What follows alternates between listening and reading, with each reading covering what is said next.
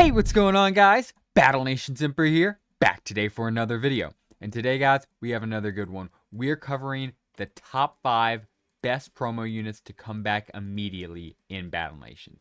So, for anybody new here or needs a little quick refresher, promotional units are limited edition units that were previously in Battle Nations, or at least in the old edition of Battle Nations, that came out normally for a few days, maybe even a week or two, normally on occasion with the ball strike as well. And they would be cool, fun variations of either existing units or even a brand new unit made up on the spot.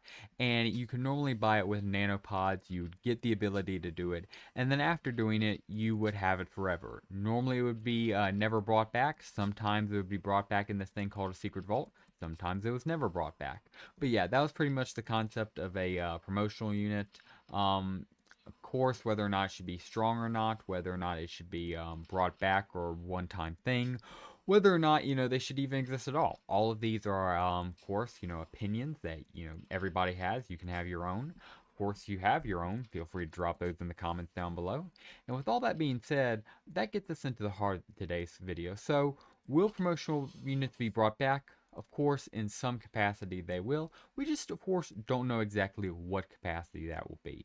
And no matter what it will be, there's one thing that is certain. They're going to need some rebalancing. I mean, I don't think we need to look any further than the legendary animals to decide that, right? So that begs the question, are there any promotional units that are ready right now, full stop, to be brought back into the game? In my opinion, the answer to that is yes. So many, in fact, that there is a top 5 list for it, and I'm making that video right here. So here it is. Without any further ado, let's get right into it. Starting off with number 1, what I believe would be a very easy introduction into promotional units. Let's run it back. Not just to copy the list. I mean, I don't think, of course, we should copy the list exactly. But let's just go back with the very first promotional unit. And who is that? Oh, well, of course, that is this beautiful bad boy right here, the Special Ops. And if you need a description for this bad boy, I can give it to you very simply. So, I imagine most of you gentlemen don't need a description. I imagine most of you gentlemen know exactly who this man is right here. But in case you do, let me go ahead and break it down for you. This is the Special Ops. What is special about him is the fact that he is basically a field agent, but buffed up, but on steroids.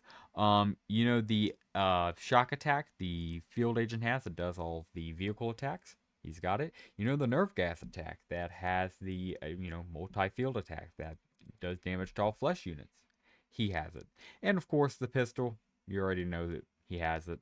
And the only difference here, of course, being that he does more damage in all cases, as opposed to the field agent, who does pretty good damage and, is viable for very long. So just imagine that, super youthful, super good field agent, but just now useful for even longer. No real drawbacks, just became even, better. So by all means, you really can't even, hate it. So I personally believe this would be a great addition, just simply because, field agent, even right now, I would argue at the current max, which as I record this is level 49, right? I would say he's still really good. I mean, seriously, you go into battle with a field agent, and it's not the best thing in the world. You're not going into battle with, a super tank or, something like, an ironclad in naval, right? But you're still going in there with a good unit. Now, compare that to something like a legendary animal, or heaven forbid the mech tank, which can 1v1 the AC, right? Units like those, which can completely change the dynamic of battle. So completely the exact opposite. Units like those you could have, but you just have to balance the game around them, And I don't think anybody wants that, at least yet, at least. That's what this whole list is about, trying to get these promo units back into the game without breaking the game, and at least getting 5 that can do that. And again, I think that Special Ops does that well. I think he is basically just a regular field agent, but just, with a little bit of extra power to him. Nothing crazy that he, makes you think, oh, wow, he is just the most broken bad boy ever. But enough to, give him a little boost. So, yeah, that's why he earns an easy number 1 spot on this list for me. And moving on to number 2, we have, in my opinion, somebody who is well overlooked within the community and deserves a lot more love. And that, of course, is what I like to call the Aqua Marine suit, also known as Big Daddy. So, in case you're wondering, I'm just going to get this out of the way. Yes, this was certainly inspired by the BioShock series. I guess maybe not like the most important thing in the world. I mean, you're not going to like, freak out about it, but just it's something that a lot of people mention, and I always thought it might have been a coincidence, but no, not even a coincidence. It literally says that in this unit's promotional facts and trivia. So yeah, just wanted to start that off with this by saying that it was not a coincidence at all, and by going on with just his moveset and what's special about him. So first things first, you can use him on land and naval. We need more units like this. Of course, I get his concept is unique, I get he's pretty cool, but just the ability to use a unit like this on both land and sea is unbelievably helpful. You unlock him at level 25. He is amazing. His attacks are alright. Not the best thing in the world, not the worst thing in the world. But again, what I just really cannot, stress enough is just they try to give, more options to naval. You get this guy, and then you have this guy right here. And I think they should have done more examples of this, in my opinion. You have two options. And just to clarify, this is the land version. So you have two different units, right? But they're basically the same unit. You do have to, train them both at different places. One at the barracks, of course, and one at the dry docks. However, hot take, and let me know if you guys disagree with this or agree in the comments below. If they were to add this back, I think it would be a slam dunk to make this the exact same unit and just to make him one unit with, similar stats or maybe even the exact same stats. Well, obviously, if he was the same unit, he'd have to be the same stats. But then you'd have the question of, does he get built at the barracks or the dry dock? I say either. Why not let him be trained at both? Don't have a different resource cost, because I'd say that overcomplicate things. But just have him be good for both. Now, there is the problem of both of these units had different moves, so which one am I putting here? Well, and to that I'd answer, in protest of this being one unit, or in my belief that this should be one unit, I'm putting them both here at 2 for this list. So you might argue that that's weird. You might argue that that's a little bit, unorthodox. I'd say it's my request. I'd say it's, fairly reasonable considering that. I mean, look at these two guys. Try to tell them apart, So yeah, I would say just combine their move pool, make them both trainable at the barracks and at the dry docks. Keep it nanopods, keep the same price of nanopods, just keep it simple. And yeah, I think that would be a slam dunk. I think naval, as most of us can agree, needs more expanding and more attention to. And I think this would be an easy fix for that. Give it another new unit, give it more viable gameplay for naval, and I would love to see more units like this. So again, I think this guy could roll fresh off the decks and would be perfect to introduce for one of the first promotional units. Continuing right along, we have, somebody I am personally a big fan of. And I know it's a bit of a divisive figure. If you don't like this guy, perfectly fine. But I and a lot of other people do. And that, of course, is the Ancient Sentry. This bad boy right here. If you've never heard him, do I have a story to tell you. So, this bad boy right here, Ancient Sentry, already said his name. He, as I'm sure you can just tell by his design, is part of the Ancients. The people who made the Ancient Construction and the Ancient Sentinel. Yes, he is made by those exact same bad boys. And just that alone already makes him a high-ranking promotional unit. Anything that adds lore to any faction of Battle Nations, but especially a faction like the Ancients, huge thumbs up in my book. That's why I love Ball Strike 10 so much. Dr. Vogel, you will forever be remembered as one of the greats in my book. Because, just the lore that implies.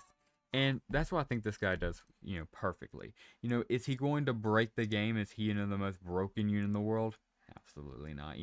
He has some okay attacks. They're not great. They're not bad by any means, I would say. Again, they fit this perfect, what we're going for of being right in the middle there. So again, I absolutely love him. I think he's a great unit. I don't think he breaks the game at all. And something that I see a lot of criticism at for promotional units, nothing to do with their limited edition status, the nano status, or anything. A bit of a more uncommon complaint, but something I do see out there, is that they just kind of add nothing to the game. You know, you could have a promotional unit added to the game, taken away from the game, but it doesn't really do anything. Take for somebody like Jared the Crusher. I, for one, love Jared the Crusher, but I'll admit, you take Jared the Crusher out of the game, nothing really happens to the game, right? Yeah, even this TF2 unit, right? This is just another IP. Besides how broken and helpful he is to free-to-play players and other just general early-on players, what else does he add? Nothing. I mean, he was just for a Valve crossover. But when it comes to promotional units, I mean, most of them really have no excuses. I mean, you know, I included the special ops as the very first option on this list. But again, I described him all the way through as a field agent, you know, boost, and that's basically what he is. He's to function as a field agent, but just stronger. So, yeah, seeing stuff like the Ancient Sentry, while that may not be the strongest promotional unit in the world, the story and love it has behind it definitely makes up for it, in my opinion. So for me, it earns an easy spot on this list. And continuing right along as I continue to pass through these attacks, these baby mammoths aren't going to get to me, and don't worry, I'm about to send them straight to their maker. But as we're continuing right along with this beautiful, beautiful list right here, we have number 4, and that, of course, is the Raider Brawler. And let me just clarify, you heard that right, the Raider Brawler, the exact same guy, also, nice little bar of SP right here, the exact same guy you meet in every Raider encounter you've done for, like, ever now, since level 10. Heck, do I have Raiders in my base? If I do, I'll go check if they have any Brawlers. I don't, but part of me wants to go check friends, check their Raiders, and see if they do, but I'm sure I do, and the point still stands. I could raid Gannis, but you guys get the point. Brawlers are in like every other Raider formation, if not just pretty much every Raider formation, it feels like sometimes. So, were they really a promotional unit? Yes, I kid you not. This is the time they were available for. As you can see, a closed window, and this is their promotional slab right here. Again, I love this because the fact that at one point, not even at one point, the fact that for the entirety of old Z2, you could only get Raider Brawlers, a unit you fought the entire campaign, entire story of the game, one special duration for a limited edition unit, and then never again. This, in my opinion, is what made people dislike limited edition units. Something like the Raider Brawler, in my opinion, never should have been a limited edition unit. Or if it should have been reworked in an entirely different way. Not just some base unit you see all the time. Because, you know, you see a unit like that and you want it. You know, you have a desire to get it. But to put it behind a limited edition is just, I don't know, you know, just feel something off about that. If I'm off base about that, of course, let me know in the comments down below. Would love to hear your guys' thoughts on that or anything else. And yeah, if they were to, Madrona was to bring a promotional unit back, I think this would also be a slam dunk. Is he powerful? I don't need to tell you guys that. You guys go up against him, and you guys know early on, especially the first few times you meet with him, especially when he gets, you know, ranked up the first few times through level ups. Yeah, he can get dangerous. He can get powerful, and he can get, you know, scary. You don't like to go into combat with this guy, but you do it. And once you get higher up, especially I'd say once you get super tanks, and of course I'm speaking as level 49, once we get level 50, the next update with mega tanks and beyond, this guy doesn't become that much of a threat. He's just more or less at that point just an annoyance. So yeah, I think he would also make a great first time promotional unit. Just for people who are collectors, and also just for people who want to have more raiders. People who want to be able to complete what they've been seeing in the wild for so long. I think it would be a slam dunk by Madrona, and I think it would be an awesome unit to bring back either as a limited edition again, or just make it a permanent part of the Raider encampment. And finally, we have one more unit. And I just want to say I enjoyed the heck out of this list. I can certainly make a part 2 to this list. I can make more lists like this. But even with this list, you know, I tried to keep it within a reasonable power range. Didn't want to go for any units like the legendary animals, but also didn't want to go for any units that are too weak, like the zombie hunter. You know, has aura, but just, you know, no real power behind it. Try to be in the middle here. Hope you guys liked it. Let me know if you have any video suggestions in the comments down below. Of course, if you guys need a guild, you're more than welcome to join the Empire. Linked in the description down below. We have competitive and casual options. So whether you are a vet, have been here since day one, or are somebody just getting back into Battle Nations, or just finding out about Battle Nations and wanting to get started, we have guild options for you, and we would love to have you in the Empire. And yeah, with all that being said, let's go ahead and get it into number one. And that, of course, is the beautiful, lovely, fan favorite, and one of my diehards, the Deadeye. Had to include him here. Now, some of you might think he shouldn't be here for two different reasons. Some thinking he doesn't belong here because he's too powerful. Some believing he doesn't belong here because he's too weak. I believe both cancel each other out, and he's perfect for this list.